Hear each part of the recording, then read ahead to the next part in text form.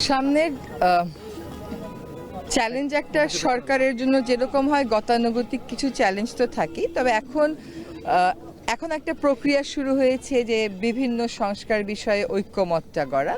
সেটা অবশ্যই একটা প্রসেসের ভিতর যেতে হবে। ওটাকে চ্যালেঞ্জ বলেন আর না বলেন, একটা প্রসেস তো বটেই। হ্যাঁ, ওইটাতে সবাইকে নিয়ে একসাথে এগিয়ে যাওয়াটা হচ্ছে একটা বড় জায়গা আমাদের জন্য আমি মনে করি। আরেকটা হচ্ছে যে নির্বাচনটা সুষ্ঠুভাবে করে দেওয়া, জনগণের প্রত্যাশা পূরণ করা। আরেকটা বড় বিষয় হচ্ছে সবসময় আমরা বলি যে এই যে জুলাই অগস্টে যে হত্যাকাণ্ডটা হলো, যে বর্বরতাটা হলো, এইটার একটা সুষ্ঠু বিচার।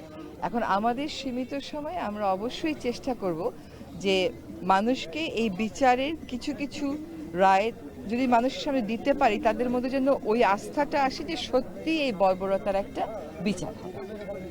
জাতীয় ঐক্যমত্য মানে সংস্কার কার্যক্রম শুরু হয়েছে, রাজনৈতিক দলগুলোর মধ্যে ঐক্যমত্য কতটা হবে বলে আপনার প্রত্যাশা? না, প্রত্যাশা তো অবশ্যই করব যে জাতীয় স্বার্থে, ব্যক্তি এবং দলীয় স্বার্থের ঊর্ধ্বে উঠে আমরা ঐক্যমত করব।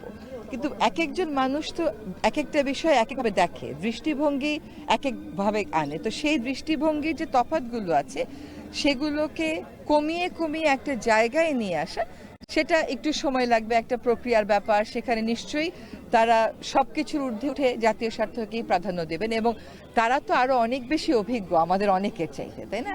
ফলে আমি মনে করি যে জনগণকে আস্থায় যদি আনতে হয়, তাহলে যে সংস্কারগুলোর দাবি জনগণের থেকে উঠে, সেগুলোর ক্ষেত্রে ঐক্যমতে না পৌঁছানোর কোনো সুযোগ নেই। Thank you.